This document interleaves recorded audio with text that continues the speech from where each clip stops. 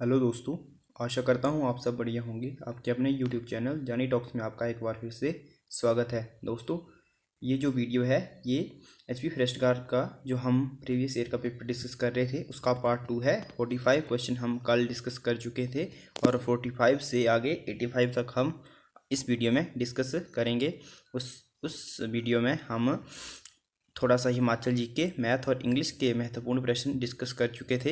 इस वीडियो में मैक्सिमम जो है वो साइंस का प्रश्न है। तो चलिए दोस्तों शुरू करते हैं वीडियो को। पहला प्रश्न है 46 से शुरू करते हैं। पादप में जाइलम किसके लिए उत्तरदायी है? तो दोस्तों जो पादप में जाइलम होता है वो जल का वहन करने के लिए उत्तरदायी है। तो इसका जो ऑप्शन ए होगा वो सही हो जाएगा, जल के वहन के लिए। और जो एक और होता है जो पादपों में भोजन के परिवहन के लिए उत्तरदायी होता है वो होता है फ्लोएम। अगला जो प्रश्न है वो है निम्न में से कौन सा मनुष्य के मादा जननतंत्र का भाग नहीं है? तो दोस्तों इनमें से अंडाशय, गर्भाशय और डिंबवाहिनी जो है ये मनुष्य के जो मादा जननतंत्र है उसका भाग है, लेकिन जो शुक्रवाहिका है यह मादा जननतंत्र का भाग नहीं है। ये है जो पुरुष जननतंत्र है उसका भाग है शुक्रवाहिका। अगला जो प्रश्न है किस जीव में लंबे समय तक गर्भकाल अवधि पाई जाती है? तो दोस्तों जो हाथी होता है उसमें लंबे समय तक की गर्भकाल अवधि पाई जाती है। तो इसका ऑप्शन सी जो है वो सही रहेगा। अगला जो प्रश्न है स्कर्वी रोग डैश डैश की कमी के कारण होता है? तो दोस्तों जो स्कर्वी रोग होता है वो विटामिन सी की कमी के कारण होता है। तो इसका जो ऑप्शन सी है वो सही हो जाएगा। विटामिन सी की कमी के कारण स्कर्वी रोग होता है। विटामिन ए की कमी के कारण रतौंधी होती है। विटामिन बी के कमी के कारण बेरी और विटामिन डी के कारण रिकेटस रोग या फिर गोइटर रोग हो जाता है। अगला जो प्रश्न है रसायन जिसका उपयोग एल्युमिनियम के साथ अभिक्रिया कर मशीन के पुर्जे जोड़ने को एवं रेल की पटरी को जोड़ने के लिए किया जाता है? तो दोस्तों उसका नाम है आयरन ऑक्साइड Fe2O3। दोस्तों अगला जो प्रश्न है दोस्तों, इससे पहले अगर आपने अभी तक हमारी वीडियो को लाइक नहीं किया है तो जल्दी से वीडियो को लाइक कर दीजिए और हमारे चैनल को सब्सक्राइब करना ना भूलें। दोस्तों हमारे चैनल पर एचपी फॉरेस्ट गार्ड से संबंधित क्लासेस चली हुई हैं। हम 14-15 वीडियो डिस्कस कर चुके हैं। अगर आपने वो वीडियो नहीं देखी हैं तो आप हमारे चैनल की प्लेलिस्ट में जाकर देख सकते हैं और अपनी तैयारी को बूस्टअप कर सकते हैं। और ऐसे ही इम्पोर्टेंट वीडियो के लिए हमारे चैनल को सब्सक्राइब करना ना भूलें। अगला जो प्रश्न है वो है धातुओं को पतले तारों में खींचने की क्षमता को क्या कहते हैं? तो दोस्तों धातुओं को पतले तारों में खींचने की क्षमता को तन्यता कहते हैं। आपने पढ़ा होगा 8th-9th क्लास में तन्यता कहते हैं। और दोस्तों और धातुओं को पीट कर जो पतली चादरों में परिवर्तित किया जाता है उसको आघात बाध्यता कहते हैं। अगला जो प्रश्न है टंगस्टन का गलनांक क्या है? तो दोस्तों आपको बताना है जो टंगस्टन होता है, टंगस्टन जो धातु है उसका मेल्टिंग पॉइंट कितना है? दोस्तों टंगस्टन का मेल्टिंग पॉइंट जो है वो काफ़ी हाई होता है। आपने पढ़ा होगा जो बल्ब होते हैं उसका जो फिलामेंट है वो भी टंगस्टन का बना होता है। इसका जो ऑप्शन ए है वो सही रहेगा। 3422 यानी कि 3422 डिग्री सेल्सियस इसका जो मेल्टिंग पॉइंट होता है। ऑप्शन ए सही रहेगा। अगला जो प्रश्न है बेंजीन का रासायनिक सूत्र क्या है? तो दोस्तों बेंजीन का जो रासायनिक सूत्र होता है वो होता है C6H6। तो इसका जो ऑप्शन सी है वो सही रहने वाला है, C6H6। अगला जो प्रश्न है तनु हाइड्रोक्लोरिक अम्ल को अभिक्रियाशील धातु से मिलाने से कौन सी गैस उत्सर्जित होती है? तो दोस्तों जो तनु हाइड्रोक्लोरिक अम्ल होता है HCl यानी उसको अभिक्रियाशील धातु से मिलाने पर हाइड्रोजन गैस उत्सर्जित होती है। तो इसका जो ऑप्शन सी है वो सही होगा, हाइड्रोजन गैस H2 जो है वो निकलती है। और बेंजीन का जो सूत्र है वो है C6H6। अगला जो प्रश्न है C4H10 के संरचनात्मक संभाव्यों की कुल संख्या है? दोस्तों आपको बताना है C4H10 के संरचनात्मक संभाव्यों की कुल संख्या है। दोस्तों आपने पढ़ा होगा eth meth prop but pent hex पढ़े होंगे C2CH4 C6H10। तो आपको बताना है C4H10। कमेंट करके बताएं C4H10 किसका नाम है? इसका केमिकल नेम क्या है? और इसमें जो संभाव्य एवं की कुल संख्या होती है वो होती है 2। अगला जो प्रश्न है, किस तत्व का इलेक्ट्रॉनिक विन्यास 283 है? तो दोस्तों जो 283 है वो एल्युमिनियम का इलेक्ट्रॉनिक विन्यास है, क्योंकि दोस्तों एल्युमिनियम का जो एटॉमिक नंबर होता है वो होता है 13। तो 2, 8, 10 और 3 13 हो गया, तो ये है एल्युमिनियम का इलेक्ट्रॉनिक विन्यास है। मैग्नीशियम का 282 हो जाएगा, सोडियम का 281 और पोटेशियम का जो एटॉमिक नंबर होता है वो 19 होता है। तो इसका हो जाएगा 2, 8, 10 और फिर 8 और फिर 1 हो जाएगा पोटेशियम का। अगला जो प्रश्न है, सिरके में उपस्थित अम्ल का सूत्र है? तो दोस्तों जो सिरका होता है उसमें एसिटिक अम्ल होता है, और जो एसिटिक अम्ल का जो फॉर्मूला होता है वो होता है CH3COOH। ऑप्शन सी जो है इसका सही हो जाएगा। अगला जो प्रश्न है, विद्युत परिपथ में विद्युत धारा को नियंत्रित करने वाले साधन का नाम क्या है? तो दोस्तों विद्युत परिपथ में विद्युत धारा को नियंत्रित करने वाले साधन का नाम रियोस्टेट है। तो इसका ऑप्शन ए जो है सही हो जाएगा। और दोस्तों आपको बताना है, जो विद्युत धारा होती है, विद्युत करंट होता है, उसका जो SI मात्रक है वो क्या होता है? अगला जो प्रश्न है, हीरे का अपवर्तनांक कितना होता है? तो दोस्तों हीरे का जो अपवर्तनांक होता है वो 2.42 होता है, और ये सबसे ज़्यादा होता है। अगला जो प्रश्न है, कौन सा अभिसारी दर्पण है? तो दोस्तों जो अवतल दर्पण होता है वो अभिसारी दर्पण है। आपको कमेंट करके बताना है कि जो अभिसारी दर्पण होता है वो क्या करता है? प्रकाश को, जो दोस्तों दाढ़ी बनाने के लिए जो दर्पण है वो भी अवतल दर्पण का प्रयोग किया जाता है, और जो उत्तल दर्पण है उसका प्रयोग जो गाड़ियों के जो साइड मिरर होते हैं उनमें इनका प्रयोग किया जाता है। अगला जो प्रश्न है,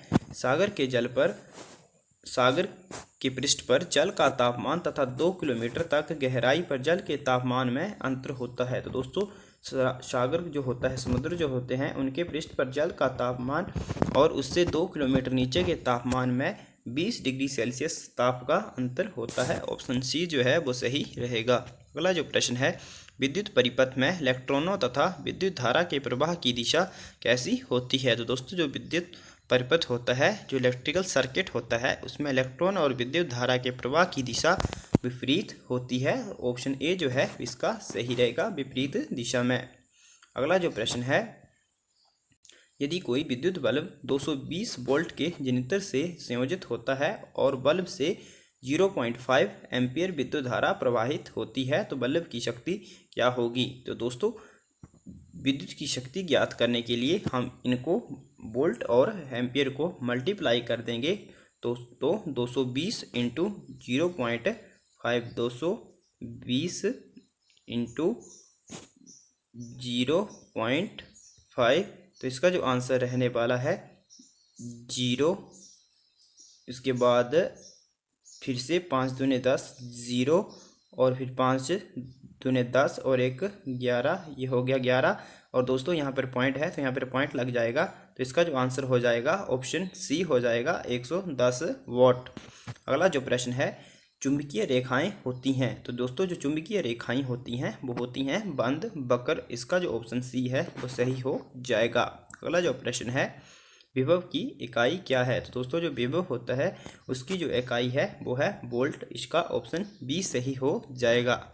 अगला जो प्रश्न है, इनमें से कौन सा ऊष्मा का स्रोत वनस्पति मूल का नहीं है? तो दोस्तों लकड़ी, गोबर गैस और कोयला, ये तीनों ऊष्मा के स्रोत वनस्पति मूल के हैं, लेकिन जो नाभिक है वह वनस्पति मूल का नहीं है। और दोस्तों आपको पता होगा जो नाभिक होता है वो परमाणु का केंद्र होता है। दोस्तों अगर अभी तक आपने वीडियो को लाइक नहीं किया है तो जल्दी से वीडियो को लाइक कर दीजिए और हमारे चैनल को सब्सक्राइब करना ना भूलें। अगला प्रश्न है दोस्तों, हिमाचल प्रदेश में वनों के अंतर्गत आने वाला क्षेत्र कितना है? तो दोस्तों हिमाचल प्रदेश में वनों के अंतर्गत आने वाला क्षेत्र 37,948 वर्ग किलोमीटर है। तो इसका जो ऑप्शन सी है वो सही हो जाएगा। अगला जो प्रश्न है, अमृता देवी बिश्नोई तथा अन्य 363 लोगों ने किस वृक्ष को बचाने के लिए बलिदान दिया था? दोस्तों अमृता देवी बिश्नोई तथा अन्य 363 लोगों ने खेजड़ी वृक्ष को बचाने के लिए बलिदान दिया था। और दोस्तों ये जो अमृता देवी बिश्नोई थी ये राजस्थान राज्य की रहने वाली थी। अगला जो प्रश्न है,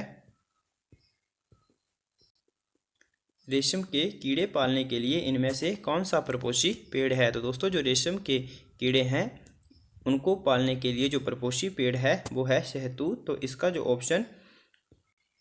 ऑप्शन सी है वो सही हो जाएगा। अगला जो प्रश्न है, वन विभाग में कौन सा पद सबसे बड़ा है? तो दोस्तों आप देख सकते हैं कैसे कैसे प्रश्न पूछे जाते हैं, आपको तैयारी भी आपने उसी विभाग पे करनी होगी। एज इट इज आपको एक आइडिया लग जाएगा, इसलिए मैंने प्रीवियस ईयर का पेपर सॉल्व करवाया है। अगर आप चाहते हैं कि इससे भी पुराने पेपर मैं डिस्कस करूं तो दोस्तों कमेंट करके ज़रूर बताएं। अगला प्रश्न है, वन विभाग में कौन सा पद सबसे बड़ा है? तो दोस्तों वन विभाग में जो सबसे बड़ा पद होता है वो होता है मंडल वन अधिकारी का, जिसका मतलब होता है डिविजनल फॉरेस्ट ऑफिसर यानी कि डीएफओ। इसका ऑप्शन डी जो है वो सही रहने वाला है। अगला जो प्रश्न है, हिमाचल प्रदेश में चिनाब नदी को अन्य किस नाम से जाना जाता है? तो दोस्तों इस प्रश्न को मैं जो इस वीडियो का पहला प्रश्न था उस समय डिस्कस कर चुका हूं। प्रश्न कुछ और था लेकिन मैंने बताया था आपको जो चिनाब नदी है उसको चंद्रभागा के नाम से भी जाना जाता है। तो इसका ऑप्शन डी जो है वो सही रहने वाला है। अगला प्रश्न है, हिमालयन वन अनुसंधान संस्थान कहाँ पर स्थित है? तो दोस्तों हिमालयन वन अनुसंधान संस्थान शिमला में स्थित है। ऑप्शन सी जो है वो सही रहने वाला है। और भारतीय वन अनुसंधान संस्थान जो है वह उत्तराखंड के देहरादून में स्थित है। अगला जो प्रश्न है, जो पौधा आंशिक या पूर्ण रूप से पानी में डूबे हुए उगता है उसे क्या कहते हैं? तो दोस्तों जो पौधा आंशिक या पूर्ण रूप से पानी में डूबे हुए उगता है उसे जलोदिभव कहते हैं। जलोदिभव कहते हैं। ऑप्शन ए जो है इसका सही रहने वाला है। अगला जो प्रश्न है, हिमाचल प्रदेश के राजकीय फूल का क्या नाम है? तो दोस्तों हिमाचल प्रदेश के राजकीय फूल का नाम है गुलाबी भ्रांश। इसका जो ऑप्शन बी होगा वो सही हो जाएगा, गुलाबी भ्रांश। अगला जो प्रश्न है, ग्रेट हिमालयन नेशनल पार्क स्थित है? तो दोस्तों जो ग्रेट हिमालयन नेशनल पार्क है वो है आपका कुल्लू ज़िले में। ये भी मैं आपको पहले बता चुका हूँ। हिमाचल प्रदेश में 5 नेशनल पार्क हैं और ग्रेट हिमालयन नेशनल पार्क जो है कुल्लू में है। और पिन वैली जो राष्ट्रीय उद्यान है वो है आपके लाहौल स्पीति में। अगला जो प्रश्न है वो है, नील गाय किन जानवरों की श्रेणी के अंतर्गत आती है? तो दोस्तों जो नील गाय है वो मृग की श्रेणी में आती है। ऑप्शन डी जो है इसका सही रहने वाला है। अगला प्रश्न है, इनमें से कौन सा मीठे पानी का स्तनधारी है जो ब्यास नदी में पाया जाता है? तो दोस्तों डॉल्फिन मीठे पानी का स्तनधारी है जो ब्यास नदी में पाया जाता है। अगला प्रश्न है, वन्य जीवन सप्ताह कौन से महीने में मनाया जाता है? दोस्तों जो वन्य जीवन सप्ताह है वो अक्टूबर महीने में मनाया जाता है। तो इसका ऑप्शन डी जो है वो सही रहने वाला है। अगला प्रश्न है, शेर किस प्रदेश में पाया जाता है? तो दोस्तों जो शेर है वह गुजरात राज्य में पाया जाता है। आपने सुना होगा गिर जो है गिर जंगल जो है वो है गुजरात में। तो ऑप्शन ए है सही हो जाएगा इसका। अगला प्रश्न है, वन प्रशासन की सबसे छोटी कार्यात्मक इकाई कौन सी है? तो दोस्तों आपने बीट का नाम सुना होगा। इसका जो ऑप्शन ए है वो सही हो जाएगा। अगला जो प्रश्न है, किस व्यक्ति को पानीवाला के नाम से जाना जाता है? तो दोस्तों जो राजेंद्र सिंह हैं उनको द वाटरमैन ऑफ इंडिया के नाम से जाना जाता है। तो इसका ऑप्शन डी जो है वो सही हो जाएगा। अगला जो प्रश्न है, निम्नलिखित में से किस भारतीय राज्य में अधिक वन क्षेत्र है? तो दोस्तों भारत के मध्य प्रदेश राज्य में सबसे ज़्यादा वन क्षेत्र हैं। तो इसका ऑप्शन डी जो है वो सही हो जाएगा, मध्य प्रदेश। और परसेंटेज के हिसाब से दोस्तों आपको बताना है किस राज्य में सर्वाधिक वन क्षेत्र है। ये दो एरिया के हिसाब से है। अगला जो प्रश्न है, निम्न में से कौन सा त्रिफला का महत्वपूर्ण घटक है? दोस्तों तो त्रिफला का जो महत्वपूर्ण घटक है वो है हरड़। इसका ऑप्शन बी जो है वो सही रहने वाला है। और दोस्तों आपने आंवला हरड़ बेहड़ा का नाम सुना होगा। अगला जो प्रश्न है, कत्था किस पेड़ की लकड़ी से प्राप्त होता है? तो दोस्तों जो कत्था होता है वो खैर की लकड़ी से प्राप्त होता है। तो इसका ऑप्शन सी जो है वो सही रहने वाला है। अगला जो प्रश्न है, वैश्विक उष्मीकरण किस गैस की अधिकता से होता है? तो दोस्तों जो वैश्विक उष्मीकरण है वो कार्बन डाइऑक्साइड गैस की अधिकता से होती है। आपने जो ग्लोबल वार्मिंग जो है इसका अर्थ है वैश्विक उष्मीकरण का अर्थ है ग्लोबल वार्मिंग। ग्लोबल वार्मिंग जो है वो कार्बन डाइऑक्साइड की अधिकता से होती है। ऑप्शन सी जो है वो सही हो जाएगा। तो दोस्तों ये HP फॉरेस्ट गार्ड 2019 का पेपर कंप्लीट सॉल्व हुआ है। तो दोस्तों कैसी लगी आपको वीडियो कमेंट करके ज़रूर बताएं और इस वीडियो को लाइक शेयर करना और हमारे चैनल को सब्सक्राइब करना ना भूलें। और आपको आगे किस तरह की वीडियो चाहिए आप कमेंट करके ज़रूर बताएं। Thanks for watching. God bless you all.